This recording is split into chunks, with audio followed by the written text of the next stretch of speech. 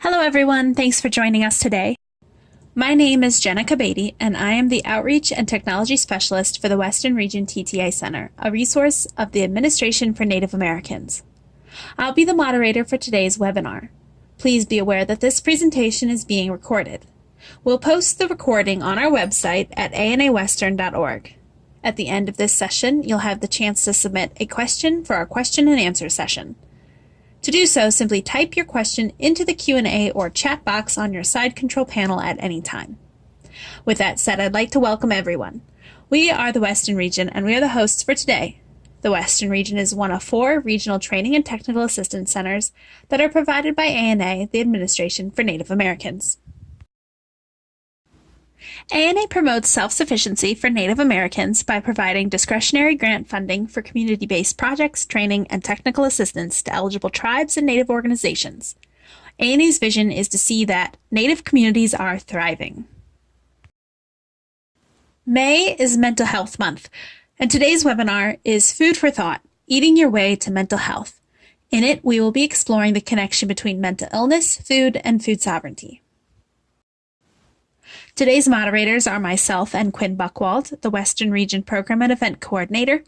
Quinn will be monitoring your incoming questions.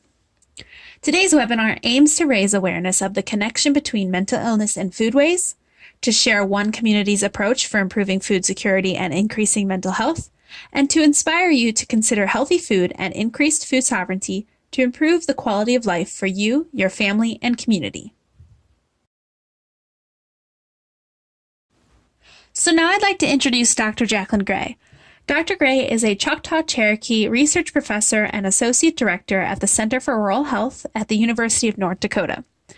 She is director of the 7 Generations Center of Excellence in Native Behavioral Health, and she's also director of the National Indigenous Elder Justice Initiative at the Center for Rural Health at the School of Medicine and Health Sciences.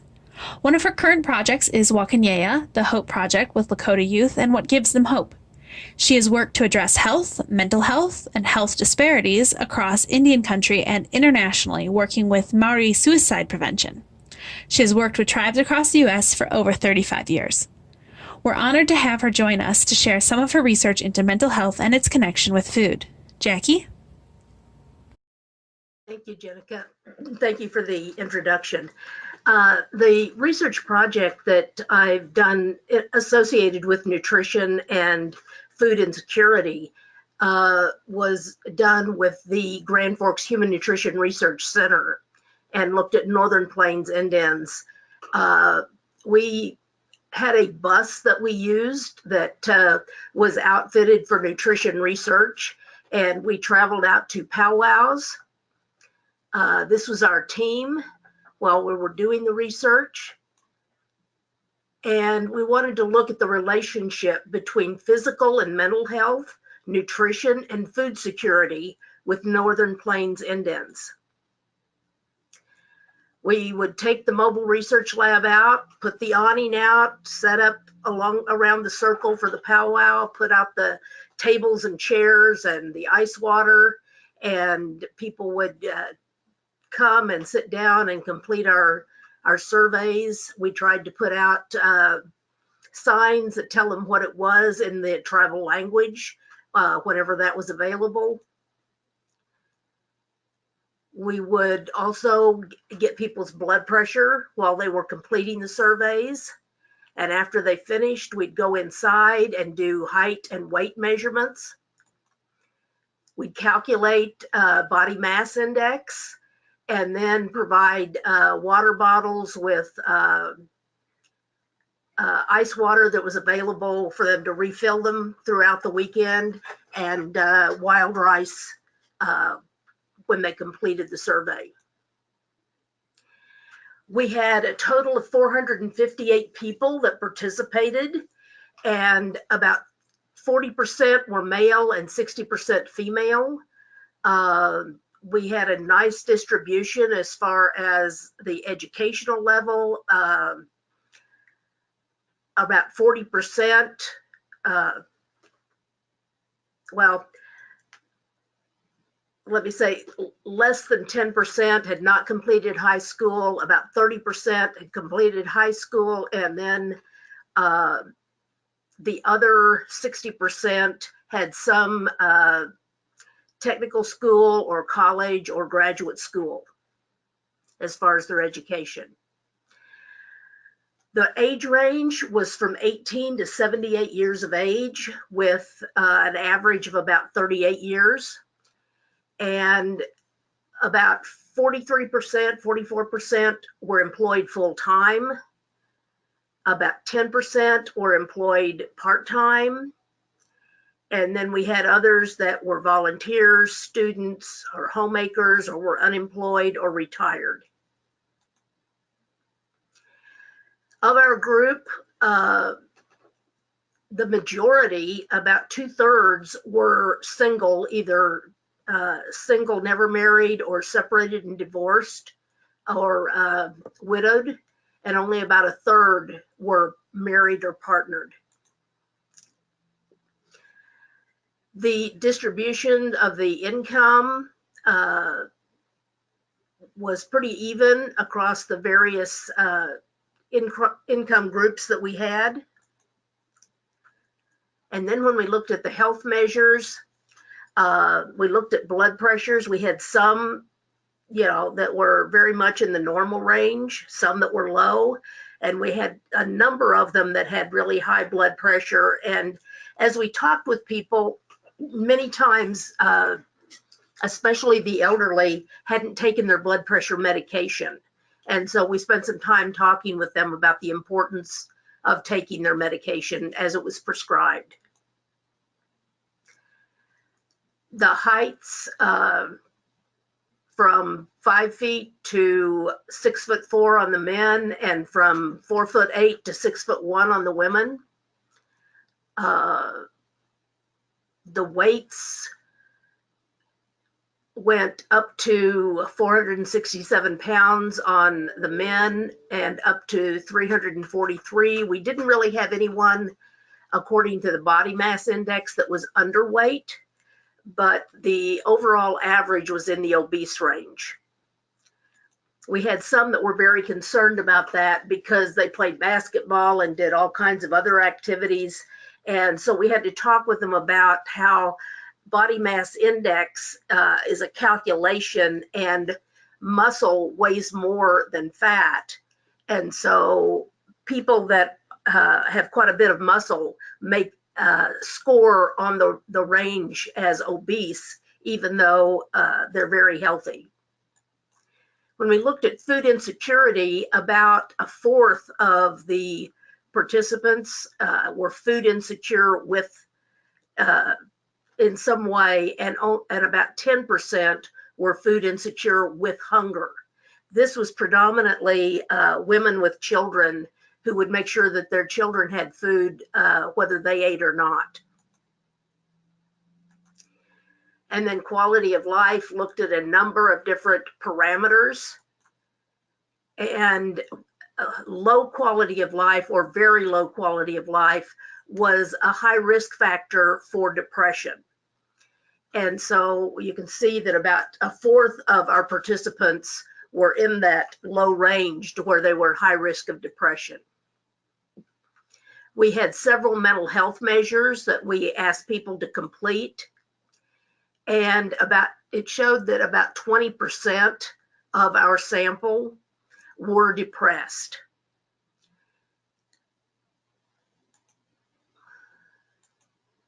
So when we look at depression and food insecurity, it was much higher in women than men. And some of the things that we found is that depression is strongly related to food insecurity. When people don't have enough to eat, they become depressed. And it's also related to high carbohydrate intakes in males. It's also related to, inversely, to traditional American Indian cultures and values. So the more tied to Native cultural values, the less depressed people were. So that's a quick overview of the research, and thank you. Thank you, Jackie. It's clear that mental health and food are closely tied together. As Jackie had said, high carbohydrate diets are strongly related to depression. Just think about the kinds of food that are easy to get in your community. What is the cheapest food to purchase from the grocery store? That might be potato chips and macaroni and cheese, which are several dollars less expensive than fresh fruits and vegetables. So what does it mean for your community if it's more food insecure, has less food sovereignty? It might mean higher rates of depression and correlated risks like suicide or drug and alcohol abuse. But there is hope. Again, as Jackie mentioned, increased cultural connections to Native American traditions and values can reduce depression, and a large part of that is traditional foods and food sovereignty. So to illustrate this connection, I'd like to welcome one of our ANA grantees who is working towards food sovereignty and have seen firsthand how food and farming play a major role in mental health. To introduce the project and the work that they've been doing is Emily Mayhew, who has been working with Ndee Bikiyaa, the People's Farm, for nearly 3 years in a variety of roles. She started working within the White Mountain Apache community as a Food Corps service member, teaching youth about gardening and nutrition in schools. She's originally from Vermont with a background in anthropology and farming and is currently the grant manager for the farm's Ndee Bikiyaa, the People's Farm, Restoring Apache Food Sovereignty, ANA Grant. And with that, I'll let Emily take it away. Emily? Hi, this is Emily. So I'm here as an Ndee Bikiyaa staff member, currently the grant manager, as Danica said, for our ANA grant. We're in our first year right now, and I came about a little under 3 years ago to work with White Mountain Apache Tribe. And prior to that, I had worked a little bit in healthcare, addictions, and agriculture, and then after that, for a short while, kind of combined all of them at a therapeutic healing farm. And so with that experience, and then also personally, I definitely can identify with the connection between consumption of healthy foods, farming, and the benefits that it brings to mental health. Definitely have found that a lot for myself, just with working outside, consuming fresh foods, the physical fitness aspect, and the just getting your hands dirty in the soil. So for me personally, that's been an important part of my life, and has also become a pretty important part for the farm. Okay, great. So here's the logo for Ndee Bikiyaa, which means the People's Farm in Apache. It's a program of the White Mountain Apache Tribe, so it's not a nonprofit or a business. It's a part of the tribe itself. It was established in 2010 as a part of the tribe's water rights agreement, and it was basically created as a way to utilize the water that starts on the reservation. The land that's used right now was originally a hay farm back in the 80s. And then just within, since 2010, it's become a fruit and vegetable production farm, which has really been fueled by the need that the staff members who founded it saw for an increase in access to fresh fruits and vegetables for the community. So the mission of Ndee Bikiyaa is to restore personal and cultural health to the White Mountain Apache Tribe through agriculture. And coming up, we have just a couple of historic photos, thanks to the Fort Apache Museum. And so the photos kind of relate back to the word restore in the mission, trying to get back to the healthy state that the Western Apache people had prior to the reservation. And so this is one of my favorite photos, an older photo of a White Mountain Apache lady in a cornfield holding a pretty impressive ear of corn. And you can see the tall stalks and everything. And since then, also the Fort Apache Museum has given us some research on the decline of agriculture and cornfields within the community. So less and less people are growing their own food.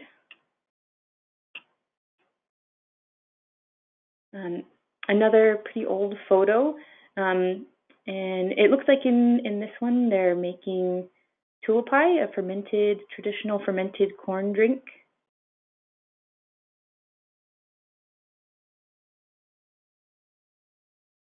And again, a little bit more recent photo, but also seems like she's making the tulipide, the fermented corn drink. And some of the photos, some of the historic photos are as late as the 1950s, and people even then were growing a significant amount of their own food and pretty self-sufficient. And it's only been since then that the decline in agriculture has occurred, and less healthy foods have been available. And this is a photo of a sunrise dance ceremony, and also another more recent photo, and even this one possibly in the 1950s. You can see fresh fruits available, where today and in the recent past, you're more likely to see processed things like sodas.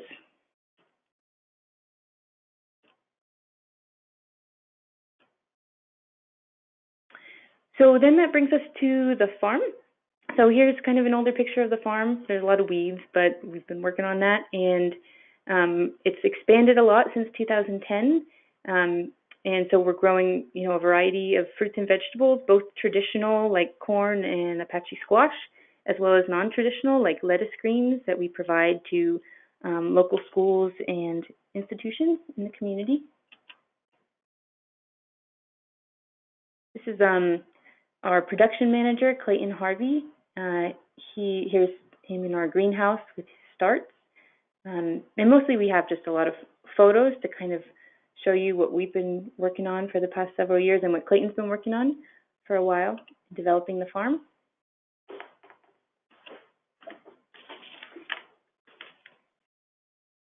Here's our hoop house, practicing season extension. I think these are peanuts, actually, that they're planting.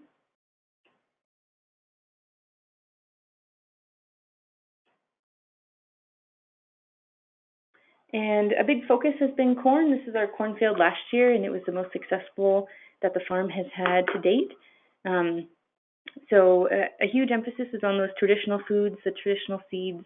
This is all heirloom Apache corn, and the goal is just to continue with the ANA grant and beyond that to continue to expand and grow more food and distribute it into the community to as many people as possible.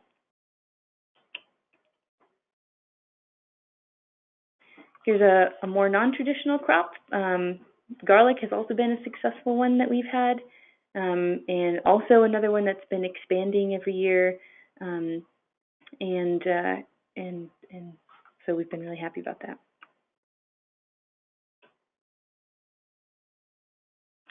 Squash, pumpkins, chilies, tomatoes, some of our most popular crops at the farmers market that we hold right in town, sort of a local meeting place.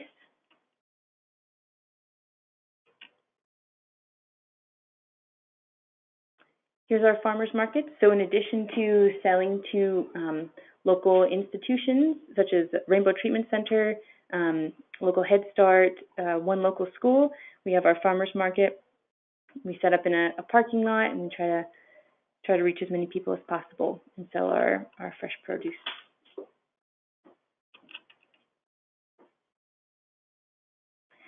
So in addition to increasing access to these local foods, our other focus is community farmer education.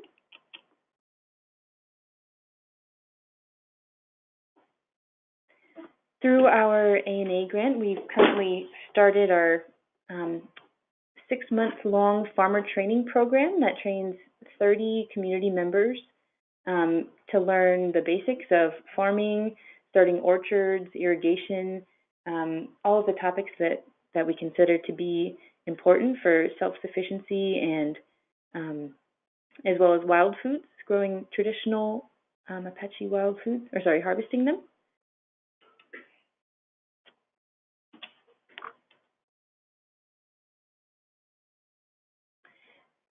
Here is a photo from a fruit tree planting workshop that was hosted last year. Fruit trees have been one of the more popular workshops that we've held in the past couple of years.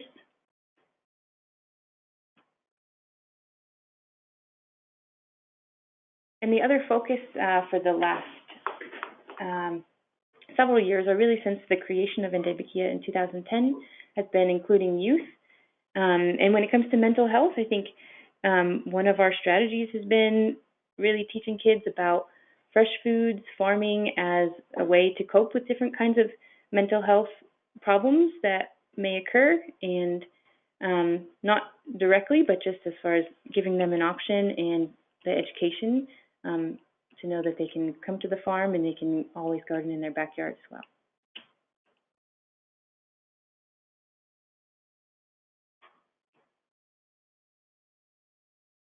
So among the youth programs that we've done, we have supported different local school gardens with building gardens, teaching gardening classes, nutrition classes, things like that.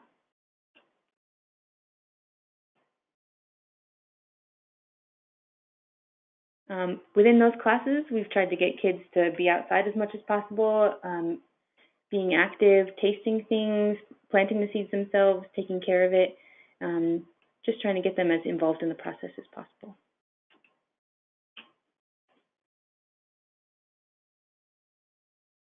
Here's Farmer Clayton with Head Start students on a field trip.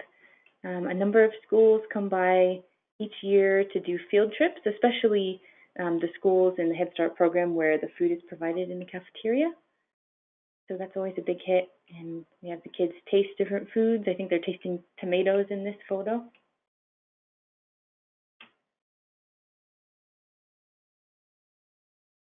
An older group, also from a local school that we sell lettuce greens to, checking out the greens in our hoop house.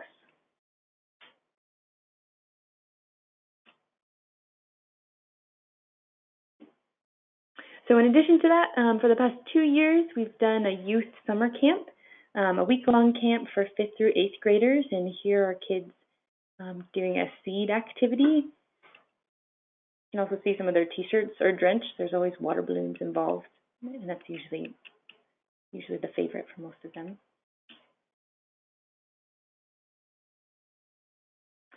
Here's Twyla, one of our partners, teaching about wild foods, something that we try to incorporate as much as possible into youth and other education programs.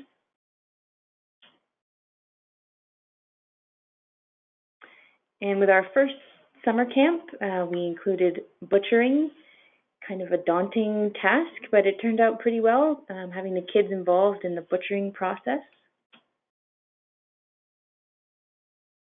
And including local elders as well, telling stories, teaching about the processing and the butchering, and that was also a success for us.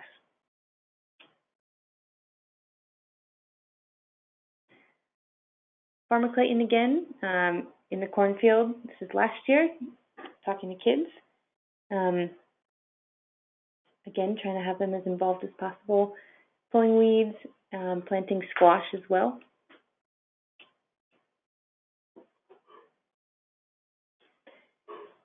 Also at our summer camp, basket weaving was included, and we've definitely tried to change it up as much as possible and give kids different options for activities that they can do at home. There's Chef Nephi, who you'll hear from in a little bit, a close partner of ours working with the kids. Teaching them not only about cooking fruits and vegetables from the farm, but also including other things like salmon, as you can see here. And here's just the group from one of our camps emphasizing food sovereignty, which is usually a big focus.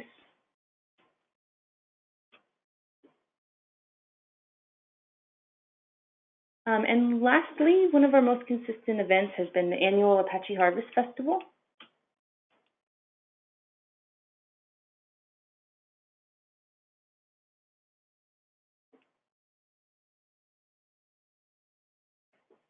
Here's kind of a look at what it looks like. It's usually held in September. There's a number of presenters that come and give a tasting of different types of healthy foods and traditional foods. And we usually get a crowd of about 400 people, both community members and from off the reservation. And there's Chef Nephi again doing a cooking demo. So there's definitely a lot of food involved, a lot of tasting, a lot of interaction.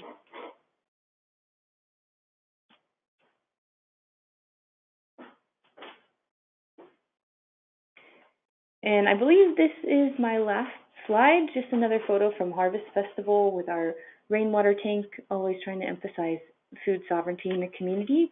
And I think I'm about at my time, so that's all from me. Thank you for that overview, Emily. Ndee Bikiyaa has a lot of plants and programs that involve everyone within the community, from youth to elders. So hopefully with that, you might be able to brainstorm some great projects for you and your community to consider in working towards food sovereignty and community engagement and increased mental health. But it doesn't have to stop on the farm. Here to show us how he has taken fresh food even further is Nephi Craig. Nephi is a classically trained White Mountain and Dene executive chef. He has 20 years of professional culinary experience across the Americas and abroad, and brings an international perspective and skill set to the Rainbow Treatment Center in White River, Arizona, as the program coordinator of the Nutritional Recovery Department and executive chef of Cafe Gojo in White River. Cafe Gojo is a Western Apache cafe and training center. I'll let Nephi talk more about his work. Nephi? Yes, thank you for that introduction. I have the privilege of being invited to participate in this webinar today to an effort to support the farm and articulate some of what we do as collaborative partners in the White Mountain Apache community. As the introduction stated, I'm currently the program coordinator for the Nutritional Recovery Department at the Rainbow Treatment Center. The Rainbow Treatment Center is a drug and alcohol treatment center. But prior to that, I spent 9 years at the Sunrise Park Resort Hotel in our mountains. And before that, I had numerous years of travel, international work, specializing and focusing on Native American foods and food ways. Throughout all that time and effort and travel and training across the Americas and to other places in the world, a very common theme continued to present itself as I would present anywhere from high-end restaurants to culinary institutions to local cultural centers and elementary schools.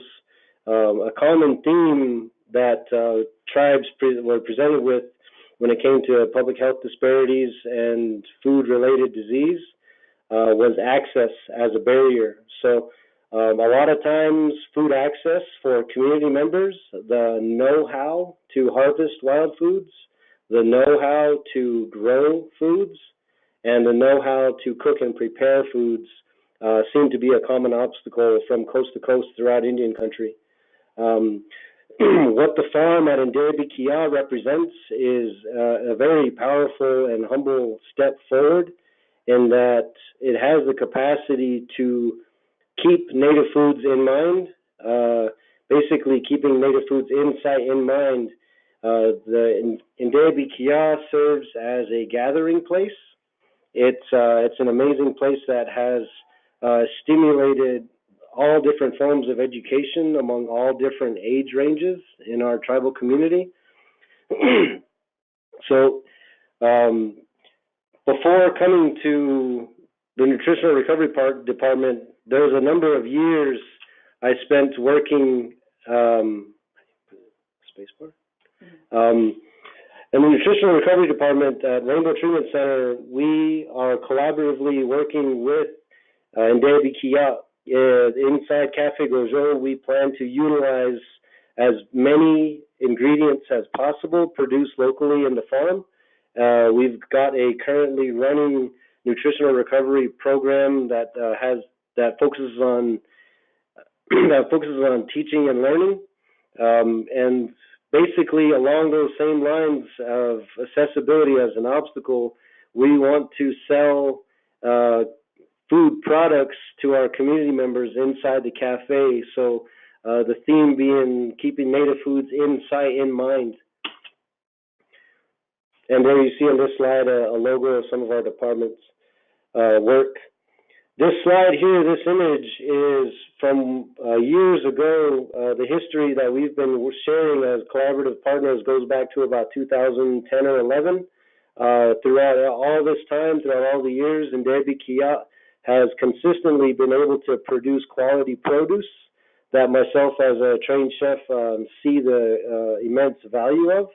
And for us as a local community with a lot of health disparities that are related to food, having a resource like Ndee Bikiyaa with a team of young, qualified, and committed professionals working the farm is an invaluable resource to us. So this is when they were pouring the concrete for the greenhouse, and I just happened to be volunteering on this day, so I lucked out and got this picture.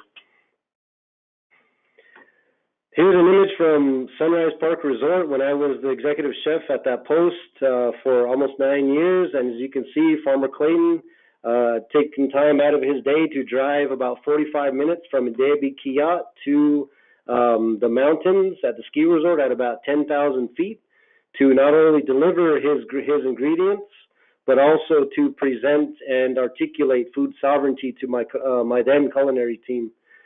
Each and every one of these individuals in the photograph are either leading kitchens or still utilizing some of the skills that they picked up there.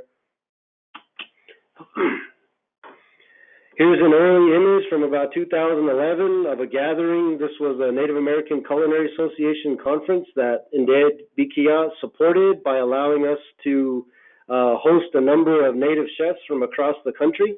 Here we are holding Pacific Northwest style salmon that we cooked in their adobe ovens and around their fires. This was a 5-day conference with 2 community days held at Ndee Bikiyaa, and it drew a couple hundred people to community days. Here's another recent image of us doing a community food demonstration. I think this is at the Harvest Festival. There's the 2 gentlemen before me, one in the beanie, one in the short-cut shirt, and myself in the stripes. We're preparing a all-native dessert using butternut squash for an all-native, all-Apache crowd, as you can see. We really enjoy these types of functions that really, as you can see, captivate and draw all ages of observers, participants, and tasters. Here's an image of more recent, I think about 2009, more recently though, it's about just before I left Sunrise Park Resort to pursue the nutritional recovery department. This is a mycology tasting dinner, and as you can see, there's Emily and there's Shai, there's Chef Vinny in the background, and myself. We're plating a Western Apache seed mix dessert. This was a tasting menu format, and we did it for about 80 people, I believe it was. And again, this is an all-native dish using no sugar, focusing on chocolate and foods of Mesoamerica and Western Apacheria. Here's a beautiful and colorful image of some of the seasonal diversity produced by Ndee Bikiyaa. As you can see, the quality and color of the beets, carrots, tomatoes, and onions, and even looks like there's patty pan squash, cucumbers, and zucchini in there. Anytime these ingredients exchange hands from Apache farmers to Apache culinary team, we feel a real profound connection, and we have no doubt that it elevates our style of cooking. And it not only elevates our style of cooking, but it allows our culinary staff and our customers that get to eat the foods to get a deep sense of connection to our landscape, to the hands that cultivated the food and grew and prepared the food, and therefore strengthening food access and food nutrition. Here's another branding image of Café Gojo. Our mission statement is basically, our vision statement is basically cultivating indigenous skills and health. Since Rainbow Treatment Center is a drug and alcohol treatment center, we believe that health disparities, including diabetes, obesity, heart disease, addictions, violence, incarceration. Those are all physical manifestations of of complex grief as a result of historical trauma.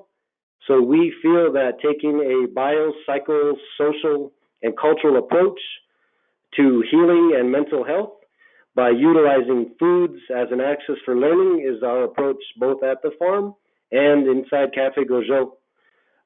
We believe that this connectedness to our landscape, to our food traditions, to one another through sharing foods, recipes, techniques, and sharing in the hard work is the act of healing.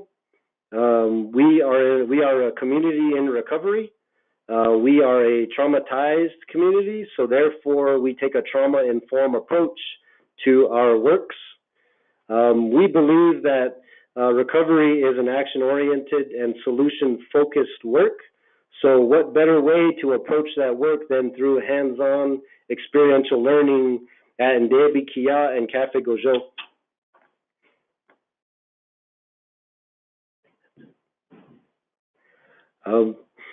So again, another image of branding materials, and I am definitely very excited and in full support and grateful for the ANA support that Ndee Bikiyaa receives.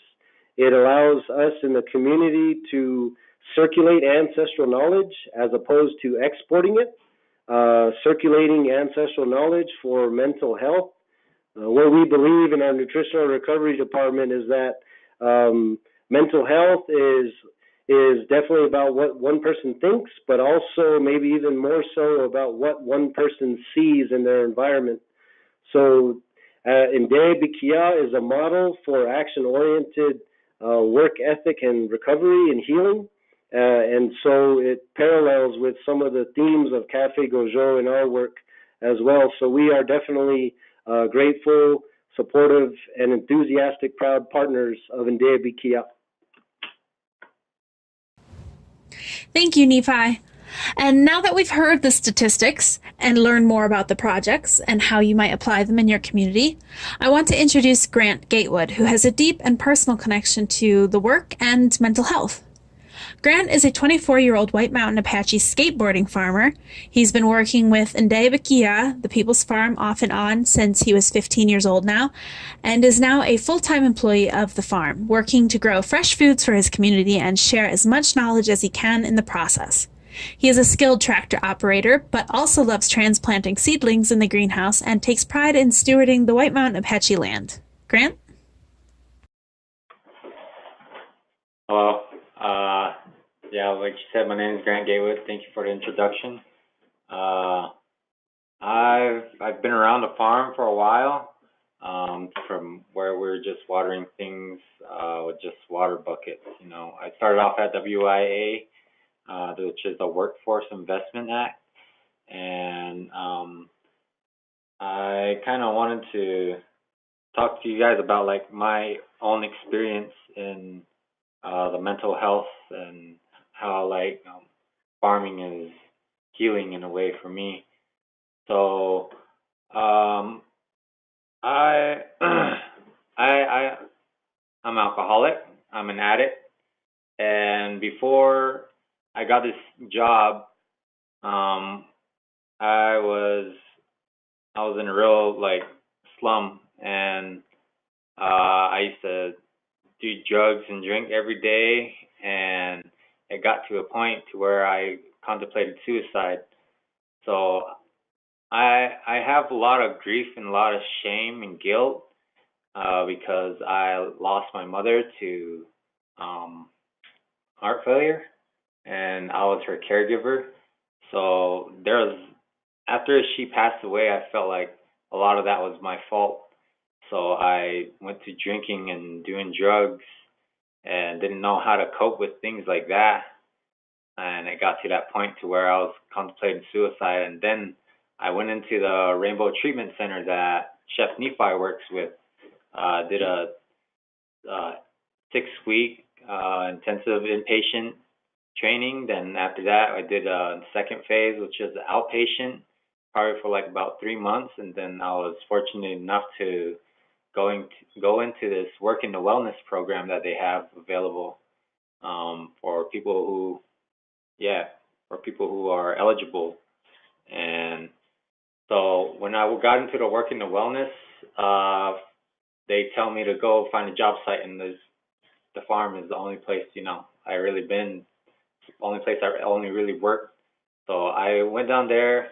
I did tractor work with our farm manager, Mike Henry, and I started to see the importance of planting corn, because that's all we did is plant corn, plant corn, plant corn. And then I started to see, like this is kind of like bringing it back, and this is like, it's kind of healing in a way. And I opened my eyes in that way. But that work in the wellness program only lasted a year. So after that, I was making pizzas for a while, just to get by. And I saw this job opening for a farm technician, so I applied for it.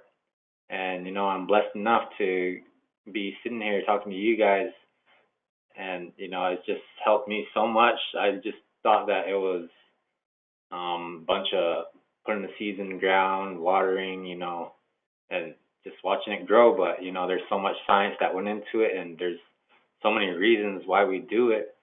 So one of the reasons, why we do it is to kind of, I feel, is to kind of take in all this information that we can and give it back to our community, because that's kind of like one thing I wanted, is to, like, sometimes in AA, they talk about how you need to give back what was so freely given to you.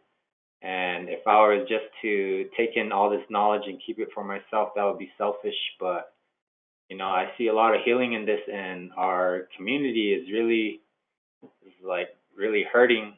Yeah, it's really traumatized, all the historical trauma and everything that we've been through. But in a way, I saw that farming was a way to heal from that, going back to our roots, what we did before. We go on wild food harvesting, like you saw in the first picture in my introduction. I was sitting there holding the carrot, and then you see the smile on my face, and I was shocked. Like this actually grows wild, and this is what our people did. This is how we healed back in the day. From this is what we did with our families. It was a bunch of gathering and healing, because when we lost someone, we couldn't just drink a beer or just lay in bed all day. We had to do something to kind of cope with it. So in a way, that's what we did, and I saw the importance of it, and it just really opened my eyes. How to be fully self-sustaining, rainwater harvesting, heating your home with no propane, completely going off grid. And my future plan is to have a self-sustaining house, and whoever wants to learn will, I could teach them, they just have to be willing to learn. So I'm going to go on to the pictures now. So right here, I didn't know how to pollinate squash, so I was pretty amazed about pollinating squash, doing the male blossom, and then taking it out, and pollinating the female. And you can always catch me in the morning doing this in the greenhouse, playing my Bob Marley for the plants and whatnot. It was cool. I really liked it. And some squash got real big too, so I was freaking out, and it made me feel good inside about I helped do that. And right here, and another way that farming is healing, it's also labor intensive. So working out was one of my ways to cope too after I got out of treatment. And I don't even have to go to the gym anymore, because this job is so labor intensive. I get my endorphins like naturally, through doing hard labor work like this, shoveling mulch, and yeah, we're mulching raspberries right here. And another thing too is, that's my cousin right there helping me.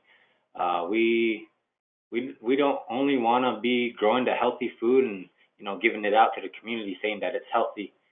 We want to actually be like that model of a healthy lifestyle. So we run every almost probably 3 weeks or 3 days out of the week down this road that we work on, and it's about 3.5 miles.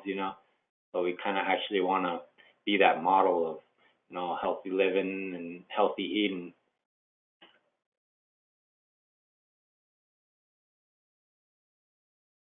So right here we're transplanting some lettuce into the greenhouse. There's bald spots, so everywhere we saw bald spots, we could start transplanting lettuce, and just kind of like packing it out. So right here, yeah, you see me holding the lettuce and trying to dig holes and whatnot, put it in bald spots. So yeah. And then one other thing too about the produce I never knew is how much precautions that we took to make sure that there isn't an outbreak of illness or disease.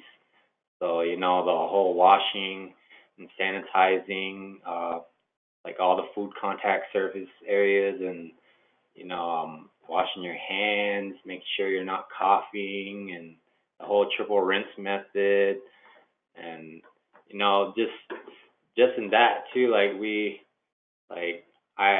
saw it, I processed it and harvested it and all that, and I ate it, and I could really taste the difference between what was from the store and what we grew at the farm, and I guess it tasted so much better than what we have at the store, because I know where it comes from, and I knew that it was organic, that we didn't put no pesticides in it, other than the stores where you buy something, you don't know if it's a GMO or if it's been sprayed or not, and how many days it took to travel in the back of a truck. So that's one thing I really want to teach the community as well too, is push that food sovereignty, know where your food comes from, just kind of be more aware of what you're putting in your body, because if you put it in your body, you are what you eat.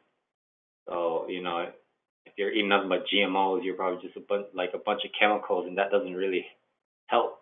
And that's what I try to teach people too, is that on a big conventional scale, they don't really care if it's healthy or not, and if it's good for you or not. All they want is kind of like the money.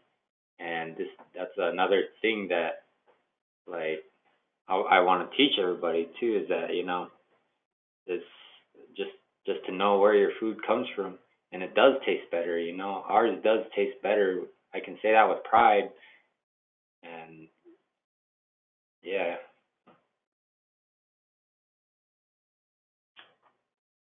Oh, so another thing I wanted to touch the subject on is AA.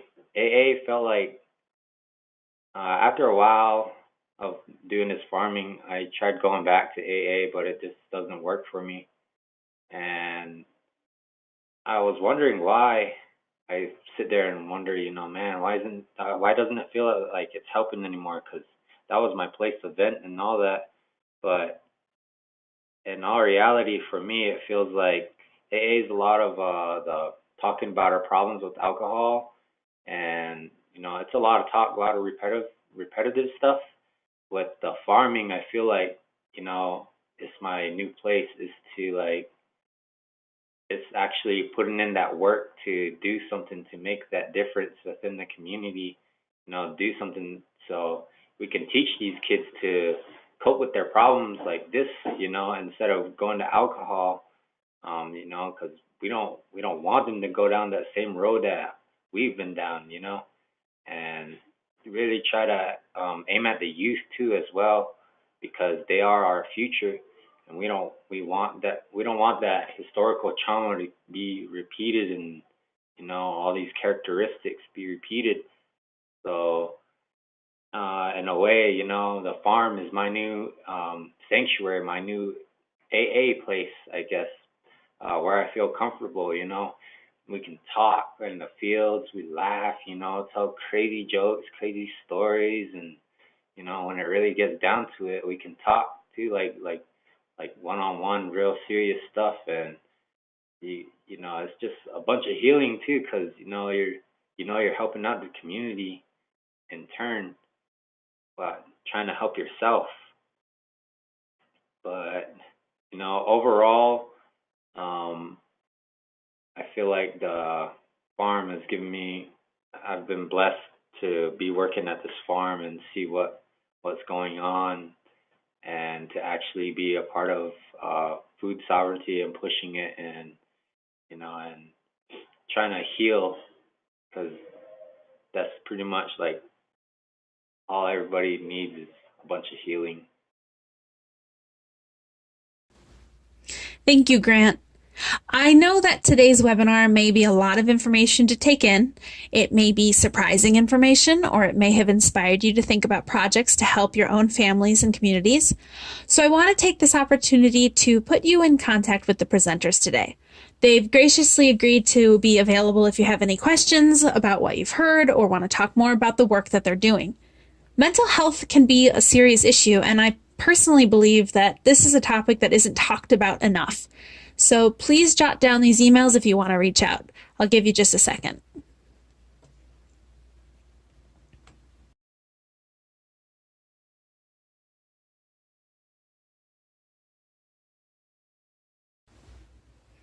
But now we have time for questions and answers.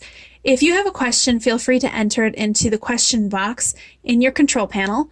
While we give some time for people to enter their questions, I'd like to remind everyone that ANA hosts webinars on the second and fourth Thursdays of the month. The next webinar is slated for May 24th at 3 p.m. Eastern and will be hosted by the Pacific region.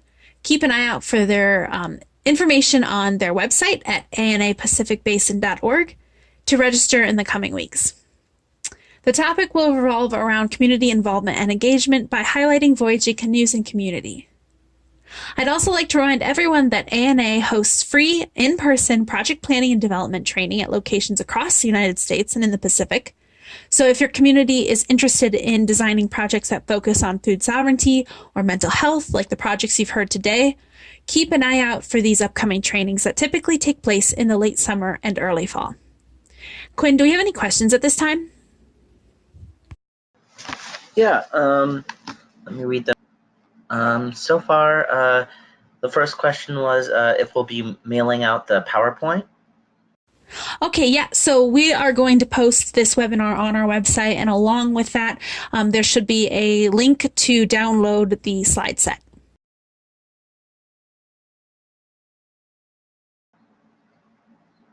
That was it. There was one more comment just saying thanks, and from me as well, thank you to all the presenters as well. Awesome. Okay. Well, I'd like to thank everyone for joining our webinar, and a big thank you to our presenters. If you have any further questions, feel free to reach out to your regional TTA center. And that concludes our webinar.